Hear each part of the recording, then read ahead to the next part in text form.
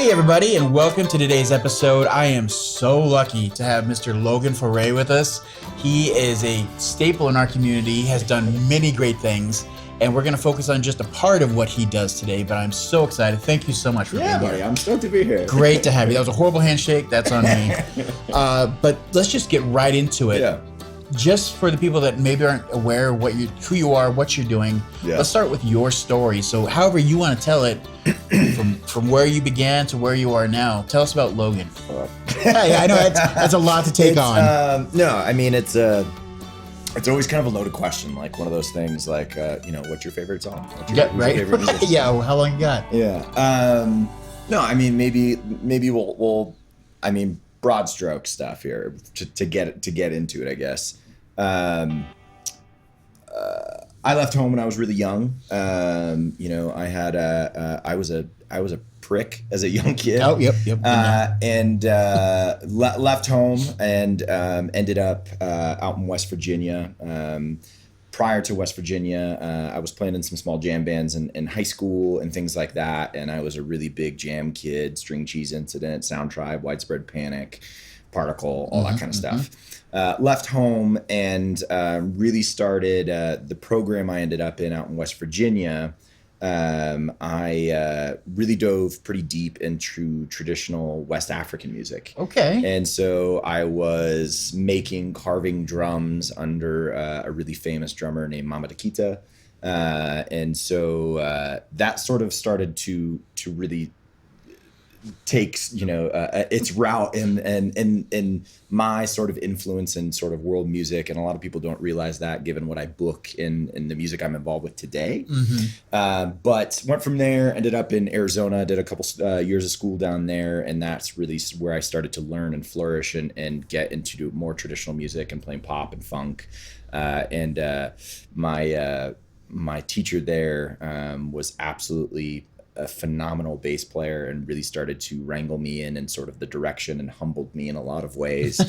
It was an amazing experience. I was looking at going to a lot of traditional programs and applied to a bunch of non-traditional stuff. I was looking at going to like Savannah College of Art and Design for sound design. Oh, wow. I was looking at going to Berkeley out in Boston for music. But all said and done, I ended up coming to Montana. All these schools, these amazing music schools I was looking at, between Boston and Savannah, Georgia and LA, were all in these like giant, big, beautiful cities. But I was so used to, at this point, from living in West Virginia to Sedona, Arizona, I was used to mountainscapes and outdoors. And that ended up speaking to me a lot more. So I ended up coming to college here at University of Montana and studied recreational management and tourism. So my background's actually in ecotourism that I haven't done shit with. But I mean, we all have that. Oh yeah, we all. Anybody that's gone to college, like I didn't do shit with it. While I was in college, funny enough, out of Missoula, there was a band, Signal Path. And Signal Path was a band that I had seen at a number of jam music festivals over the years. They were, I didn't know until I came to school that they were from Missoula.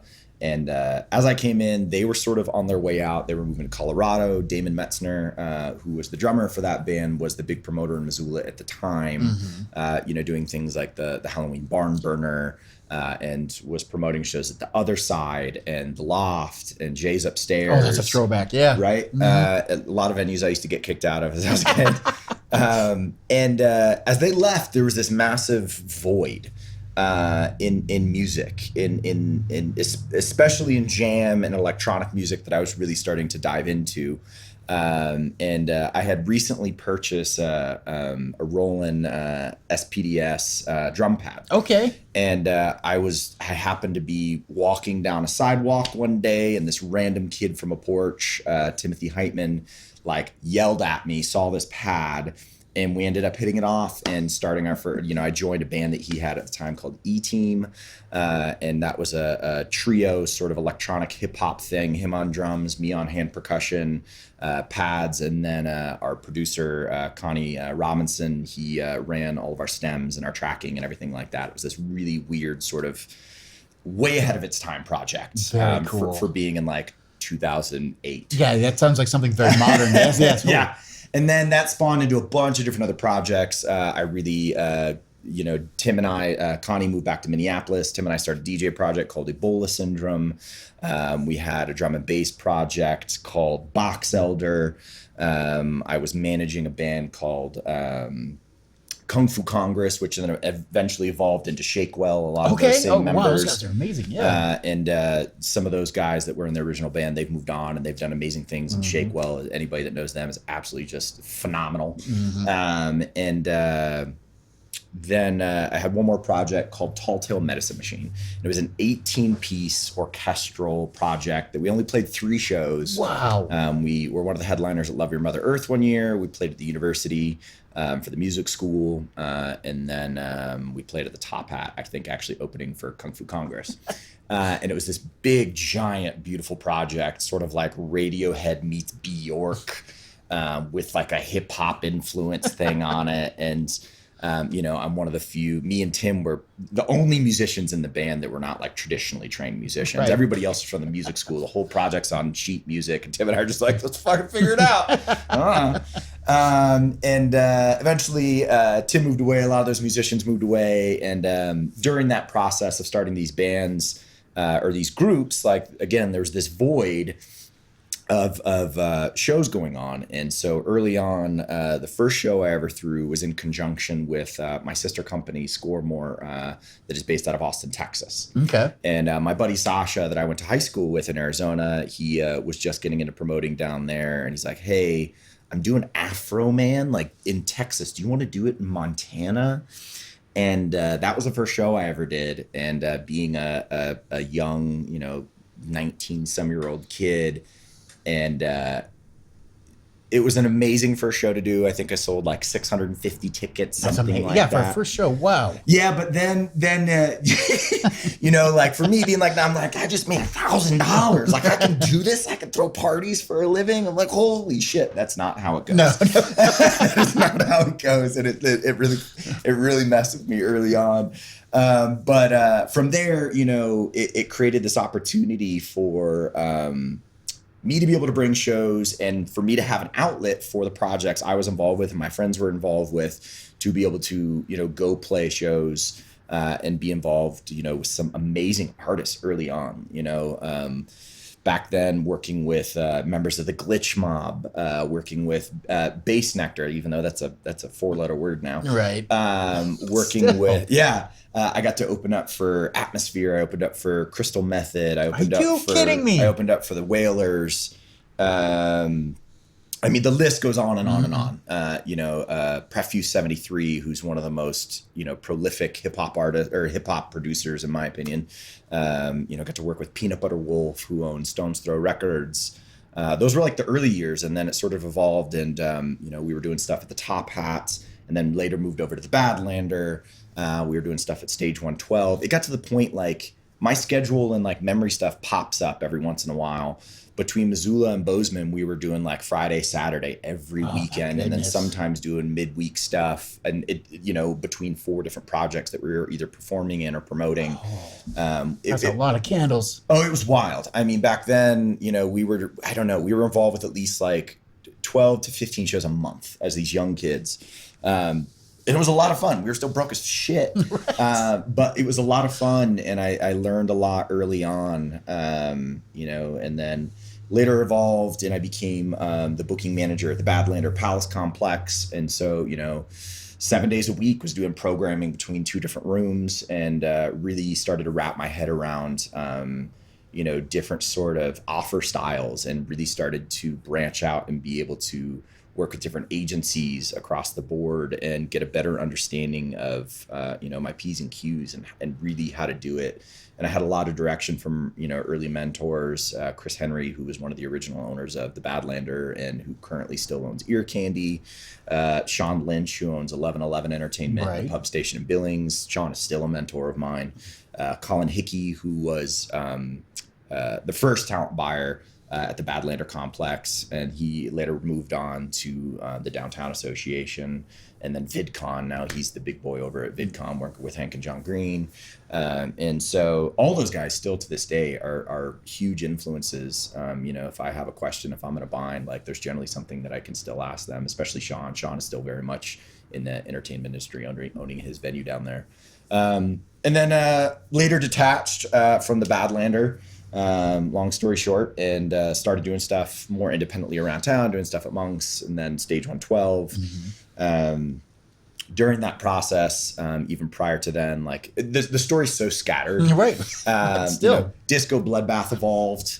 When we were really young, and there was this void. Barn burners weren't happening anymore. We developed and started producing disco Bloodbath, and we're expecting 400, 500 people to show up, and 2,000 people showed up that we could fit in the building, and then had to turn away another 2,000-3,000.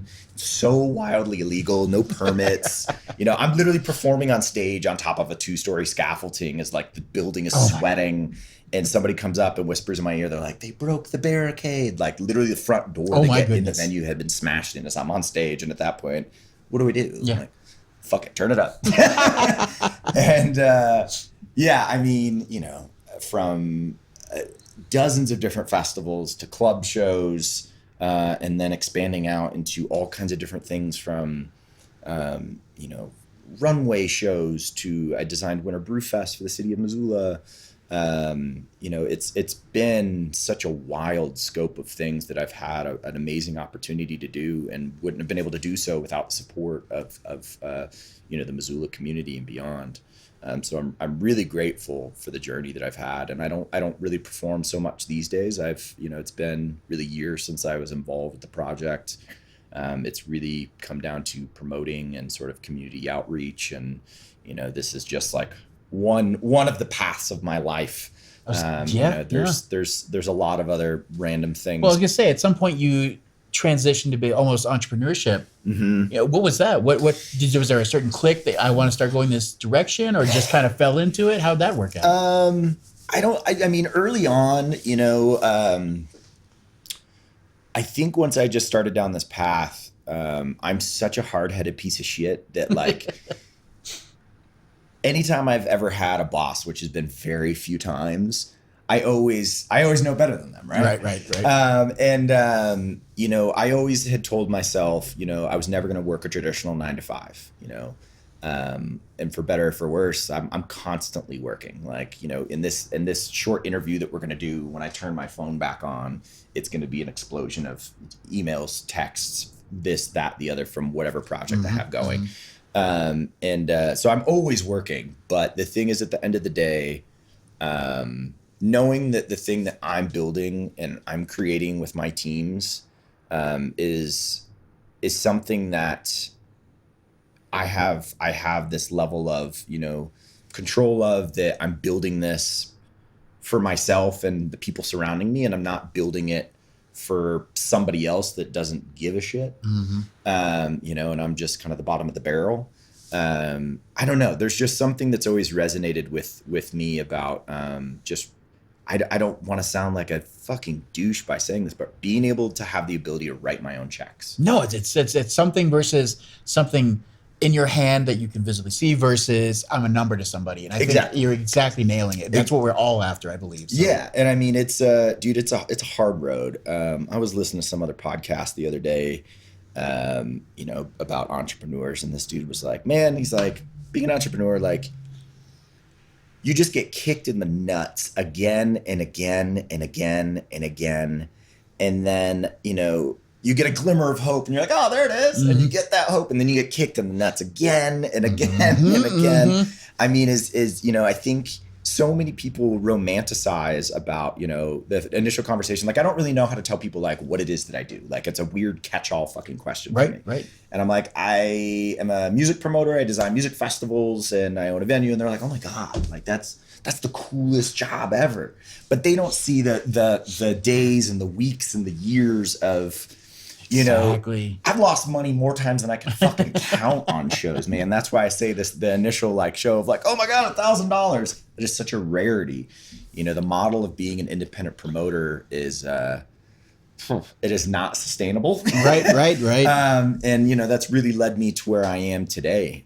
You know, but throughout that process, like I've gotten to work with so many amazing artists and have so many different connections, you know, and still to think back about, you know, some of the people that I've been able to, you know, sit in a room like this and have some great conversations about, you know, music and creativity and entrepreneurship. You know, I'm so blessed and I'm so grateful, and I wouldn't change anything about it, you know, and getting kicked in the nuts that many times has hardened me. Well, just like I said, the people, and then just mentioning the system that you have, like the people you have beneath you to rely on to turn back to. Yeah, that's with my side, right? Never beneath, always of on my course, side, but always on my side. It's amazing. It's absolutely amazing. I appreciate it, man. So the reason I was really interested in that you happen to have purchased that venue, the Rustic Hut, which is just a couple miles down the road from our studio. Yeah. And I could not believe, I had to check 3 times, and I saw the post go live that you had taken over, and like, no way. And it, even just from the beginning, the groups you're bringing in, the activity, just in our very small community here, we're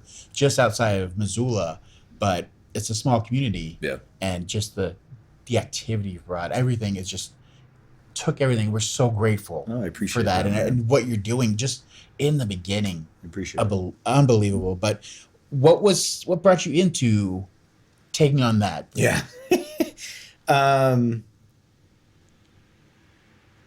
amount of projects that I've done over the years, you know, like I'm the first person to tell you that like I'm a master of nothing.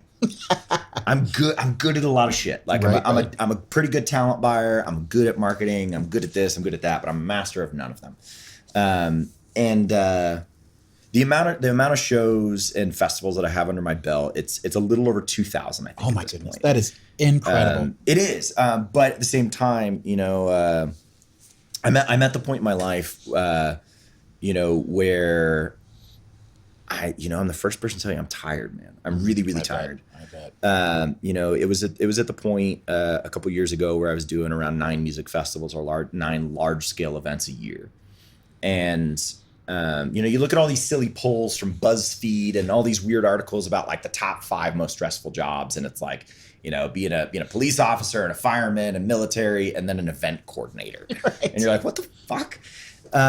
You know, but until you do it, it's there for a reason. It's there for a reason, you know, and I'm at the point where I'm being much more selective about the large scale stuff that I'm involved with. And, you know, Bloodbath is on hiatus. Socotra Music Festival is on hiatus. DAP Music Conference I haven't done for a few years. I stepped away from Northwest Margarita Fest and Barbecue Whiskey Fest. I stepped away from Lager Days at the Jack Saloon. You know, I'm not really involved with a handful of other projects at this point. You know, I'm at the point where if I'm going to do it, you know, outside of monetary gain, it has to be something that really speaks to me. And it has to be something that, you know, really has a community impact. And that's where, you know, the main festival I'm focusing on right now is Missoula Pride. And then we're moving in the second year of the Hip Strip Block Party, which used to have a massive presence in Missoula. Last year was the first year we revived it for the 50th anniversary of hip hop last year. And I have an amazing group of hip hop artists that I'm really trying to take under my wing and pass the torch. And that really means a great deal to me. Like I'm not going to do this forever. Right. And when I'm gone as an independent promoter for this large scale stuff, like there's really not many people around left in the state that do this independently full time. You know, there's some people that, you know, do some shows here and there. And, you know, there are a handful of amazing club promoters.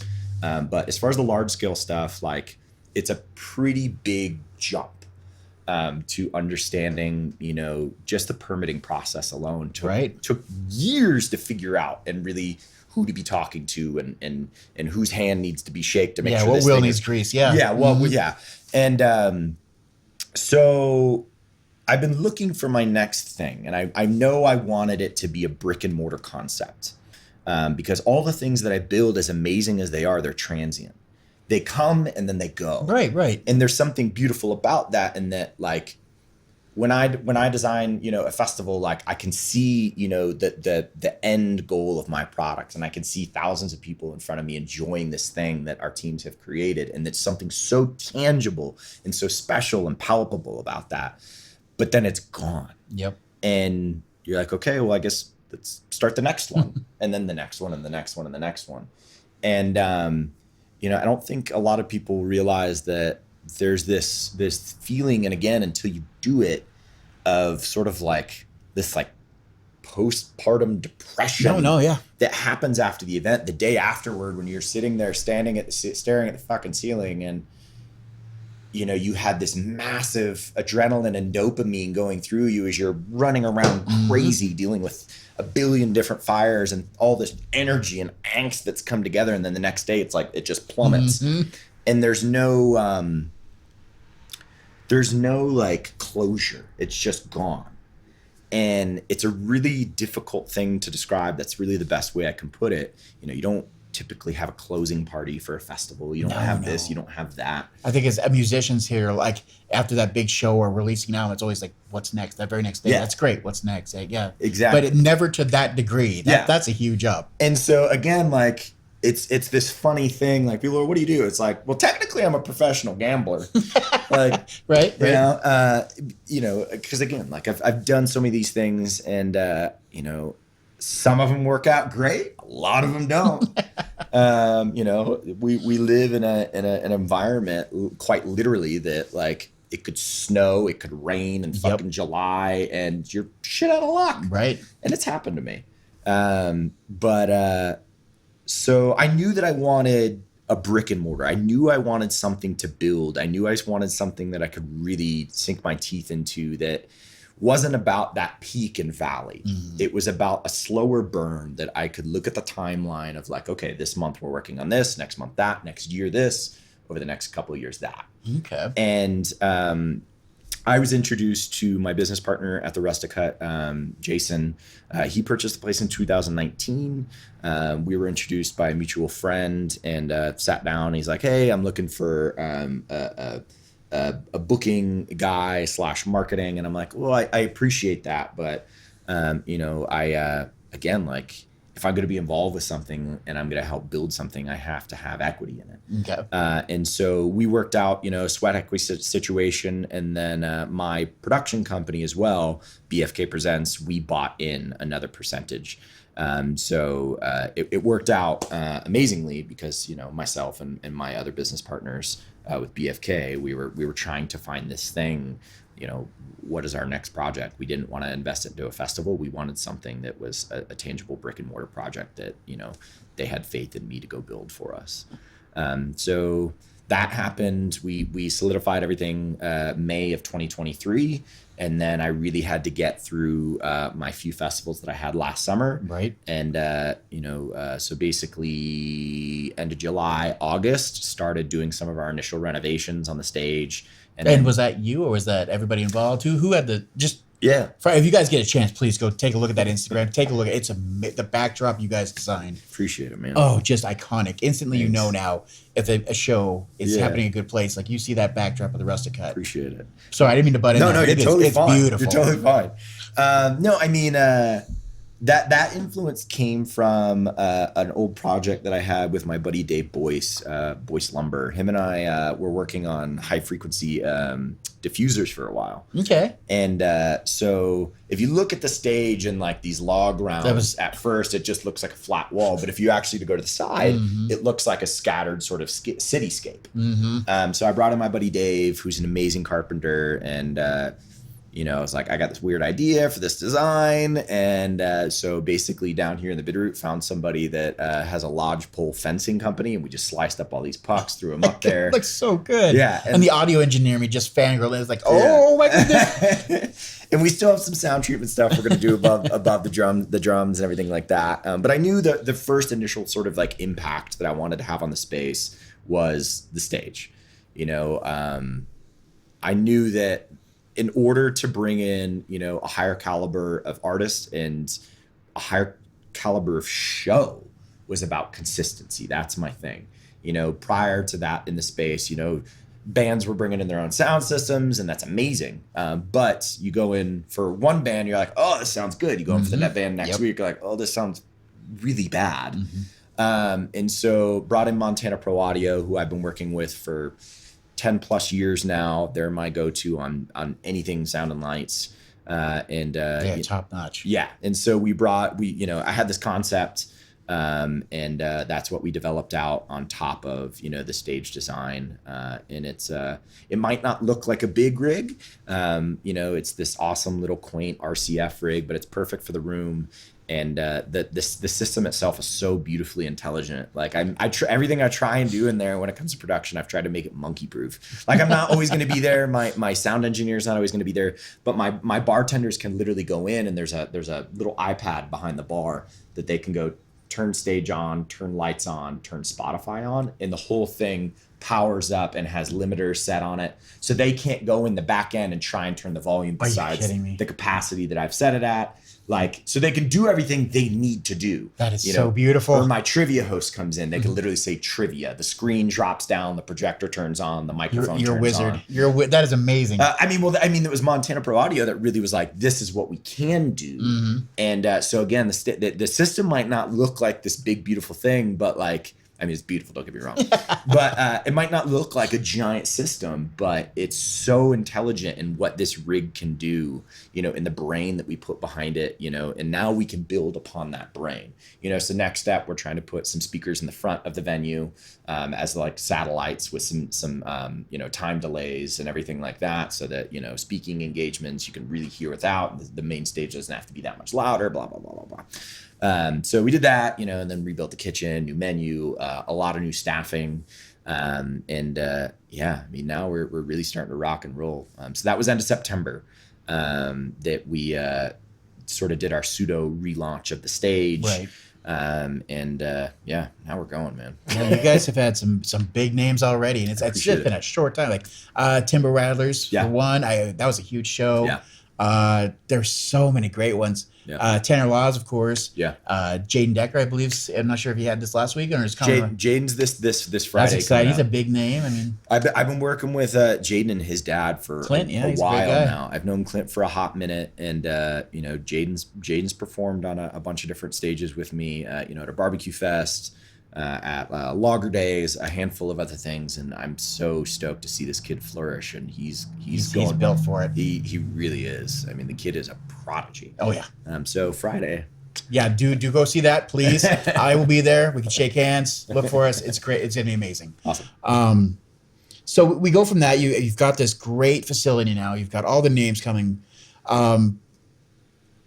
Basically, you're about a year and a half, roughly into this. What has been your biggest challenge so far?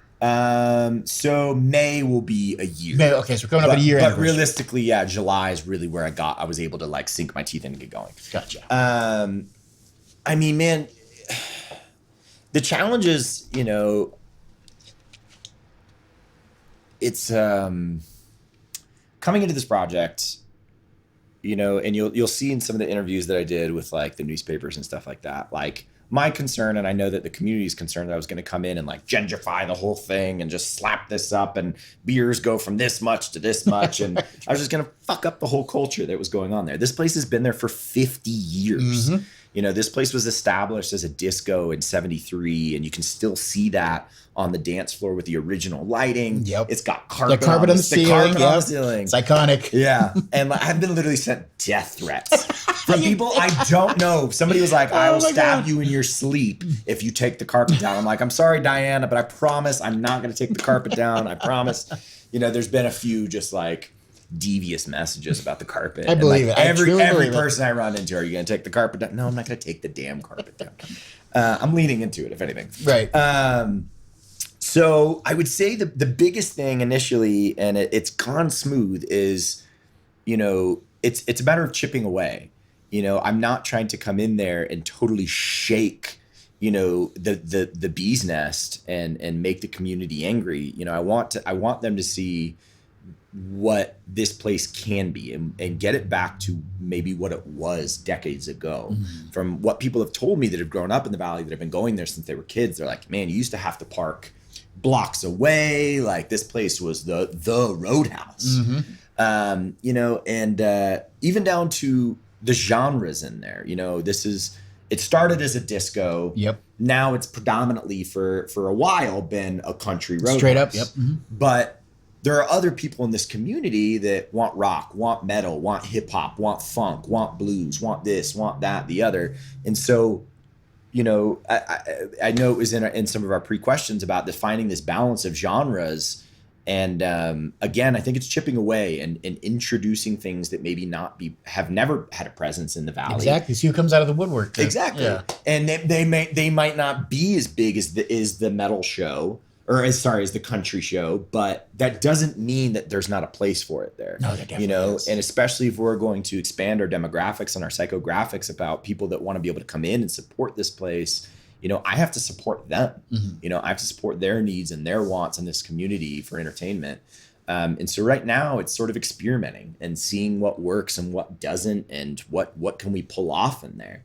And so, you know, right now the biggest challenge is not shaking the nest too much. Makes sense. Just kind of let it happen naturally kind of thing. But, you know, it took a while for me to be able to walk in my own bar and my patrons not stare at me. Right. Like I'm not our usual clientele. No, I get, and again, yep. it's changing.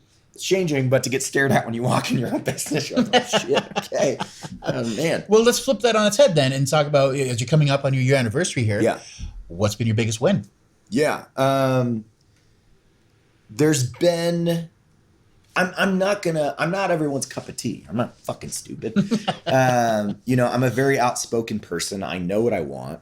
And I truly believe that I have a very good idea of what this community wants from the conversations that I've had. You know, from the messages I've received, from, you know, the hands I've shaken in the bar. And, you know, there's some nights that, you know, you sit there and you're like, am I going the right direction here? Are we doing the right thing? And there's been a few people so far that have walked up to me that I don't know. I don't know these people. They've literally come up and they'll be like, are you Logan? I'm like, yes.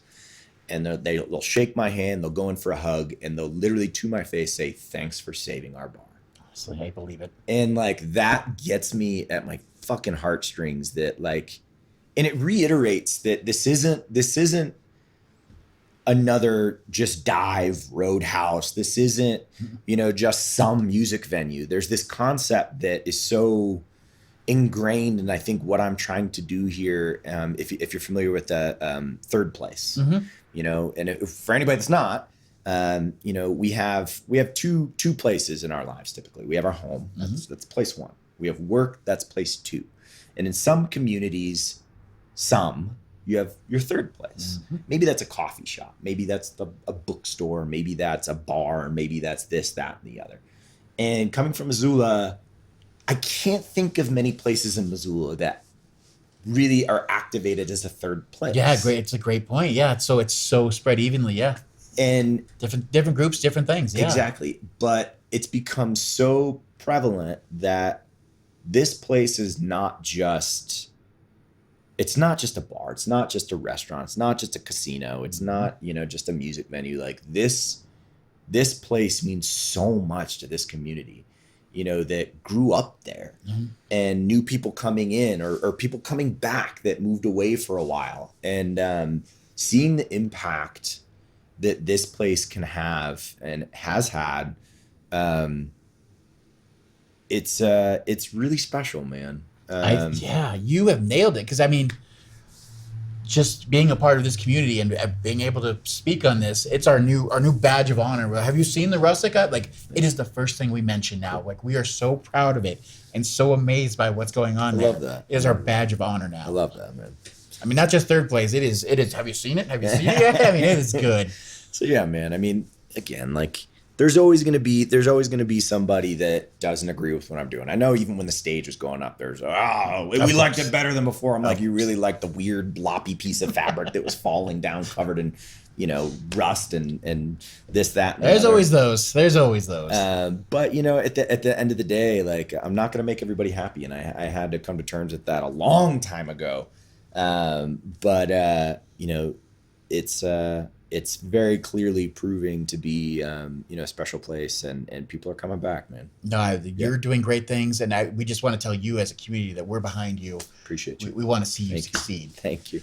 Let's just switch it a bit here. Like this show here is really geared towards newer musicians and beginning musicians. Those people that are on that cusp of, I've been in the bedroom a long time, I'm good, but I want to get out there. Yeah. And I think you're one of the best people that we could possibly speak to on this. And let's just start from the beginning on that. How do you start picking your talent when you start booking? Do we want to talk about talent in general or the hut in specific, I guess? Let's talk about the hut specific and work from there. See what happens. So the hut being this sort of chipping away and figuring out what works there, what doesn't. Mm-hmm. This place is a dance hall. People want to come there to dance. And to be selfish, if they're dancing, they are there, having a better time, spending longer. That means I have more people in the building, and financially makes it more sustainable for me as a business. Makes sense, yeah. Obviously. That being said, I've had so many amazing acoustic acts reach out, that are amazing singers, amazing solo acts, but they might not be danceable, right? And so that's where I try and get creative about, maybe it's an opening slot. Maybe they come in, perform for a half hour, 45 minutes. Or what we recently did last month was an open mic.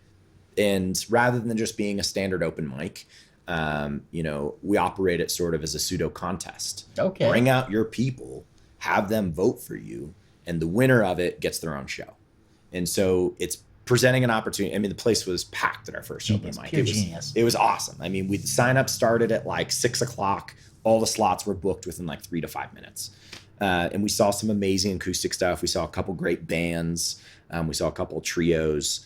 So it's this place in specific. It's been, a little bit of an experiment to figure out what works.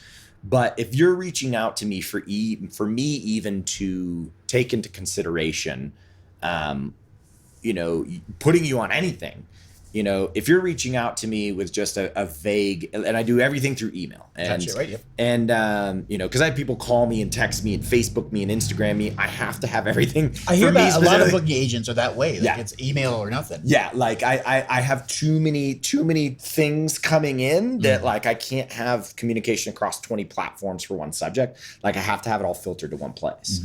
And so that'll be the first thing. It's like, okay, awesome, yeah, please email me. And someone, well, I don't have an email. It's like, get one. So if you're to reach out to me, what I'm looking for is information on you. I want a short little bio. Gotcha. I want to see or hear your music. How do I know? And you would be blown away by the amount of groups that reach out to me and they're like, well, I don't have any music I can't, I don't have anything recorded. Even if it's a Facebook video that your mom recorded of you I don't care. I have to have something. Right. So I'm looking for, a bio. I want to know a little bit about you. Where are you from? What community are you with? How old are you? I want to hear your music, obviously. And then, the unfortunate part about promoting nowadays is social media. It's numbers. It is. Yeah, it's a part of the game. And I'm not necessarily looking for somebody, if you were to reach out to me and you've never played a show before, I don't give a shit. But the thing is, if I'm going to book you, that you're going to help me get the word out. Of course, yeah. Right? It's a balance here. Yeah. And so the bands, especially like Jaden Decker's a perfect example of this. He's an amazing self-promoter. Yeah. He makes his own graphic designs for this stuff. He's making videos. He's doing that and this and the other. And I don't think people realize the impact that has when it comes to marketing. So if I'm going out on a limb and I'm risking this guarantee for an act to come into my place, like I want to know that they're helping me. I want to know that there's this mutual understanding of like, yo, you're putting us on the stage. Like we're going to make sure we're doing everything we can on our end to make sure our friends and our fans and our family shows up. And so when I'm asking for people's social media, I'm not trying to go on there and be like, oh shit, they've only got 100 followers. They've only got 20. I don't care. Right. If you're making any sort of effort to self-promote, that means so much to me. I'm not asking you to go out there and sling tickets for your own show, nothing like that. But the difference between somebody who has that fire and can be a commodity and be a part of a team versus I'm a dead weight, make me famous kind of person. Exactly. Right? I want, promote me, please. I'm so hungry for this stuff that like I'm going to support the underdog who's hungry all day long. Amen. Before I support that person over there that's like, oh, we got 20,000 followers, but we don't post on our social media for you. Like, you got to, like, cool. I'm going to go with the underdog all day long. Like, I'm going to give that person the chance. That is such useful stuff. And of course, we'll do a quick just link right here. We have the how to make your own EPK and bio, all those things that a promoter like yourself would want to hear. Go watch those if you need that information. Yeah. That always helps out. Always make an EPK. Electronic press release, for those that don't know. So from that, and we're talking about that, is there anything that helps anybody with, like, if it's their first time, like you said, you try to find a space, if they were the right person, if they had the right fire, in that EPK, something that they should have in there that might help them stand out from somebody else to give that I do have this fire kind of feel? And the EPK thing, so the electronic press kits, like when I sit down, a couple times a month with different musicians that are really trying to get their shit together, it's one of the first things I tell them to do. They're reaching out to other venues, they're reaching out to other promoters. I'm like, if I can have one place to see everything, this is your bio, this is your headshot, this is your band shot, there's an embedded video here. Like, if I can have a landing spot for everything, that's perfect. And we've talked about that so much. Have one click for everything, and you're going to have so much more to work with. People are going to want to work with. They're going to, if they want more, make it them able to seek it out. Exactly. But it should be in one spot. Exactly. Because if I've got to go, okay, I have to click the hyperlink that now is going to go to this, and then I have to click that. If I have to click 9 times just to hear your music, what the shit? Like, I don't know. No. Everything in one place. Even if it's one song or two right in that press kit, like, the more simplified, the more streamlined that you can do it is going to set you apart from the next person that didn't give anything, or the next person that made it that much more complicated to get to the source of all your stuff right there. And so if you can have all that stuff embedded, it is so crucial. When you see an agency reaching out, for me to book a show for them, whether it be on a festival or a club show, everything is in one spot, and that's how it should be. Yeah. That's fantastic. So here's a great one that many people that are, again, in this beginning situation, trying to get from the bedroom to the stage, they don't understand, what am I supposed to have together? So I know this is really dumb, but how many minutes of show should they, how many songs should they have? What should they have prepared before they even start to think about this process? I think this is so genre specific. Oh, great. Yeah. Okay. Yeah. So like I work, I've worked with so many different like punk rock and metal bands. Good point. It's 2-minute songs. Right. Well, I mean, that's the thing. They're like, wait, you want us to play an hour? They're like, we got 20 minutes, man. But it's an understanding within those genres that, like, they're typically not long sets. Right. So that's why when you see somebody generally book a heavy rock show or a metal show or a punk show, it's generally a stacked lineup. Yeah, 4 or 5 bands. Yeah, of course. And there's reasoning for that, and it's so, from the hip, a lot of those sets, and I fucking love it. And that's what's so beautiful about punk music. But if I'm looking at somebody that's a full country band, if I'm looking at, an acoustic act, if I'm looking at funk, pretty much any other genre besides punk rock and metal, if you're not able to have, at least like 45 minutes to an hour long for an opening set, it makes it a lot more difficult to find positions to put people in, and with us, we're a little bit different of a model in that because we're a roadhouse, rather than, a ticketed venue or something like that. Our sets are a little bit longer. Our music goes from typically 8 p.m. to 11 p.m. With a set break.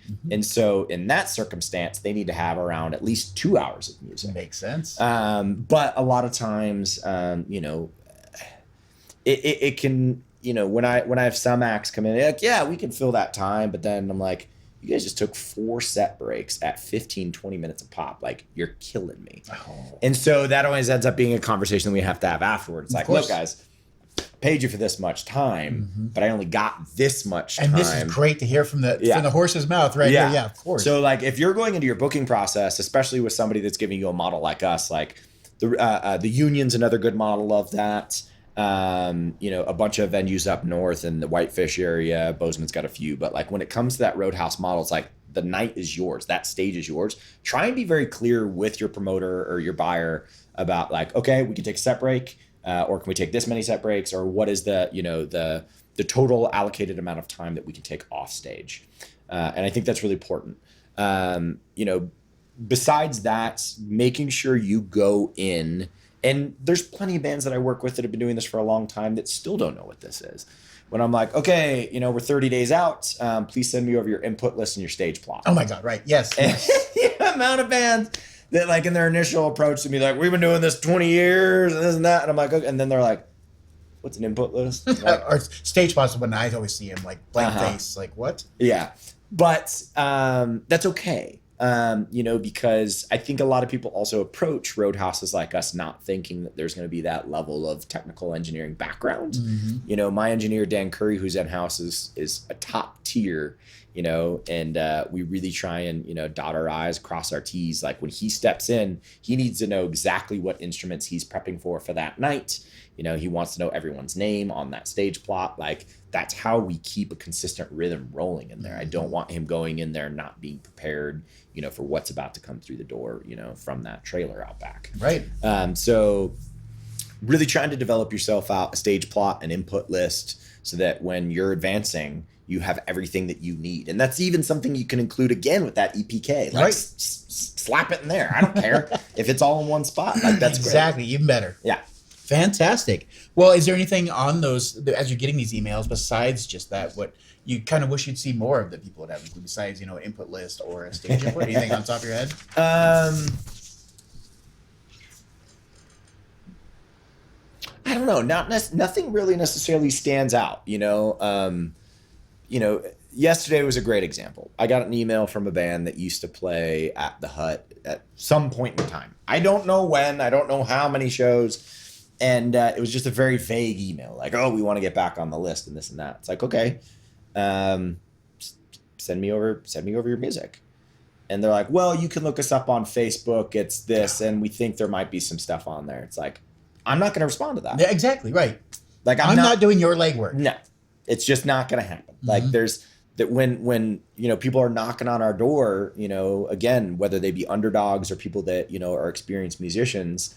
That are prepared and ready to go, they're bumping in the front of the line. Like come ready. right, exactly. Come ready to play. I love it. One of my big questions I have on here, and we may have already touched on all of this. Yeah. But as somebody as part of this community that, like I said, we want to see you succeed. Besides coming in, being a Patreon. Yeah. What else can we do? Like, what else can other people out there reach out? What can they do to help to make sure that you do succeed? This might sound just like so surface level and so easy, but given the history of this place, it's been around for 50 years and it's ebbed and flowed throughout those years. And, one of the first things I did going into this thing and was like, okay, let's check out Yelp. Let's check out Google reviews. Let's check out Facebook. Let's check out what the community currently thinks of this establishment. And it's all over the fucking place. Right. Besides coming in and being a patron and having a cocktail or a mocktail or food and coming to play games and watching music, it might sound silly, but help us spread the word. And help out. Look at those reviews. If you're like, man, I haven't actually given them a review. I'm following them on Facebook. I'm doing this and that. It's years of bad habits that have been in that place. Some good habits, a lot of bad habits though. That have to be broken. Right.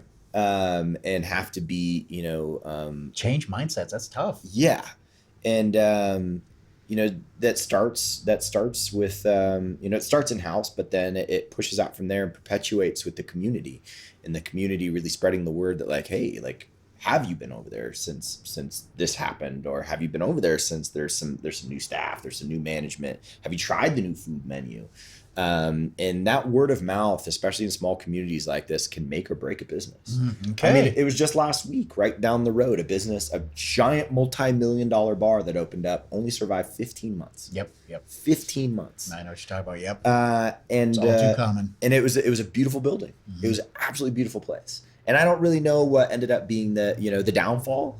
But without that community support, in-house and on socials and just talking and trying to come in support, these places won't survive. Right. I mean, that's when you're really going to see these types of buildings getting demoed and a Starbucks going up. Maybe you want a Starbucks in Florence. I don't know.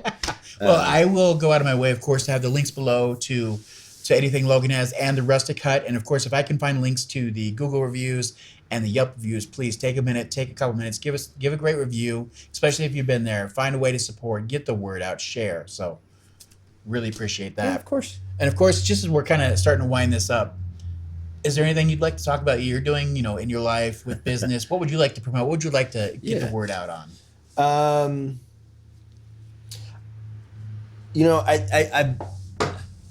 I earlier we talked about, shaking the tree, shaking the nest, right? And I made a point early on when I stepped through those doors in my first initial meeting with my current staff at the time, and make a very, very prominent point about my patrons. They're like, well, what else do you do? What this and that and the other. And I told you that there's one festival for me that is so important right now, and that's Missoula Pride. Okay. Early on, and still people are like, well, what other festivals you do, this and that, and I'm very proud of being an ally to the LGBTQ community, and unfortunately, a lot of people maybe never interacted with somebody from the queer community, right? Have never been around a person of color. In our community, in Montana, it's pretty common. Yeah. And stepping through those doors, I've tried to make a precedent early on that everyone is welcome at this place. Love it. Absolutely. And I will not tolerate any bigotry at all. Unfortunately, some of these old roadhouses have a long history of rough and tumble boys coming on in there and want to start trouble. Early on, my staff was super gung-ho. They're like, hell yeah, let's go. And I've had a couple awkward conversations with patrons. And the last thing I ever want to do is say, okay, well, you don't have to come in here then. But, for every bigot that is not welcome in my place, there's going to be another 20 people behind them that are supportive of the queer community and supportive of the BIPOC community. And I stand strong with my queer friends and my queer family.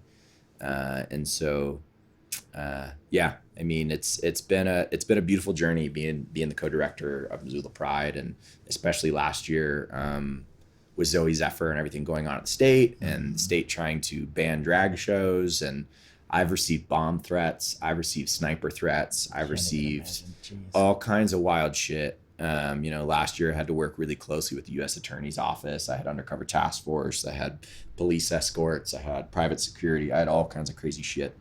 And for me, being, a straight white cis male, that's stressful to me. But when I'm sitting at the table with, my other coordinators that are part of the queer community and seeing that impact, of somebody telling them that their life is, not justified, and they're really the ones receiving those threats. It's been a really, really powerful experience, and a really beautiful experience that I've been extremely, extremely grateful for. And it's been a learning experience for me, learning my P's and Q's, and learning, my seat at the table when to shut the fuck up. Right.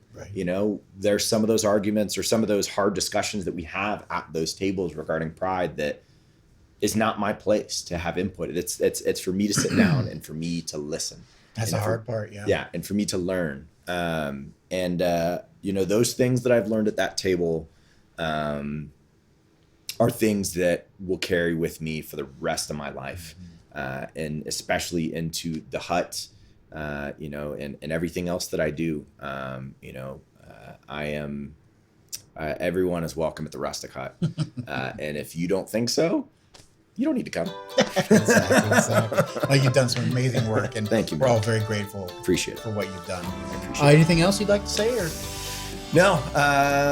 Come out, support some live music. Go see Jaden Decker if you get this one. Go see Jaden Decker. Support the underdog. Support small business. Support local artists. Keep rooting for the underdog, because without you supporting the underdog, and that's not just me, that goes to every artist, musician, creative out there.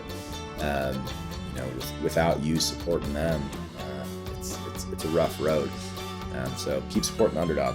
Thank you so much for taking time out of your very busy schedule. No worries, man. Thank you for having me. Give us all this information. Thank you so much. Thank you for having me. I seriously appreciate it. Guys, check out all the links below. Make sure you're supporting. Make sure you're helping. Do some reviews if you can. And we'll see you on the next one. Thanks, bye. Guys.